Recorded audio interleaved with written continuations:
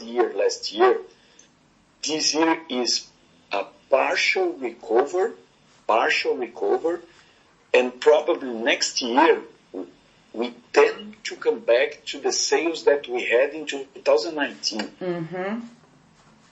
2019. Yes.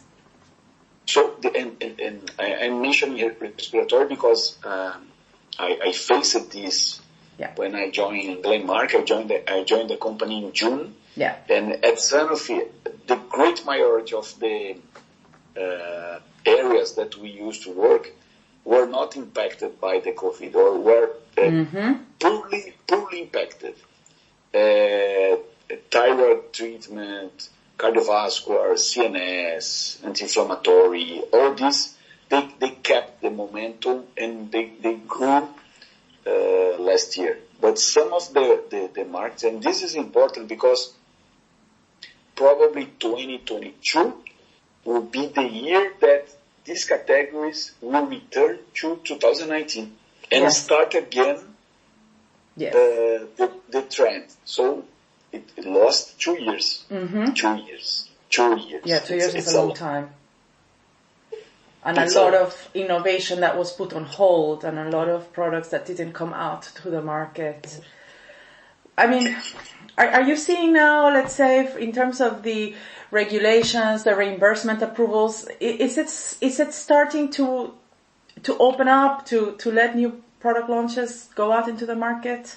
I mean, how is the whole regulatory part of the market working at the moment? The regulatory body in Brazil, it worked well, even during the COVID time. The number of approvals was not so impacted for the numbers that I saw, and especially I saw a presentation of IQVIA. The number of products that were incorporated in the government, they didn't decrease because of the COVID. So this was for me positive, because this shows that even with COVID, the system didn't stop. Especially the clinics, the hospitals, they were really impacted by the COVID, because the procedures, the treatments, it changed during this COVID time. And probably we will have an uptake now from the second semester of 2021 to 22 of all these procedures and things will accelerate a lot. From 2022 onwards, it will accelerate a lot. Yes. It will recover because we have like a backlog. Yes. Of, procedures, surgeries, treatments that were stuck during the COVID. Yes. And in only 6 months, and here in Brazil we are fortunate because now the vaccination, we are huge. Yes. 70% of the population, São Paulo state is fully vaccinated. So the Brazilian people, they are used to have vaccines, and they are not against vaccines. So this is something that, for me, this will be an advantage for Brazil, that we can accelerate it more due to this vaccination, and part of this backlog will be compensated mainly next year. In terms of challenge that I see, especially for Brazil in the short term, is the inflation. Yes. That's above the expectation, and it's not, it's really above. It's almost the double. Yes. Than we expected. Inflation is an issue that impacts all over the world, but here in Brazil, it's impacting now. And let's see for the next year. Next year is a transition year. Yes. Because we have president election, and this is the cherry in the pie of next year. Yes. The big cherry, it's like looks like an apple. Yeah. Because we have the election, and during the election times is some uncertainty in the air. Yes. The pharma market is not very well impacted here in Brazil. The dynamics continues as out-of-pocket market. I don't see a big shift compared to like you have in Europe or US. I don't see in the short and medium term in Brazil. Mm-hmm. I continue to see opportunities in the non-retail, in private sector mainly.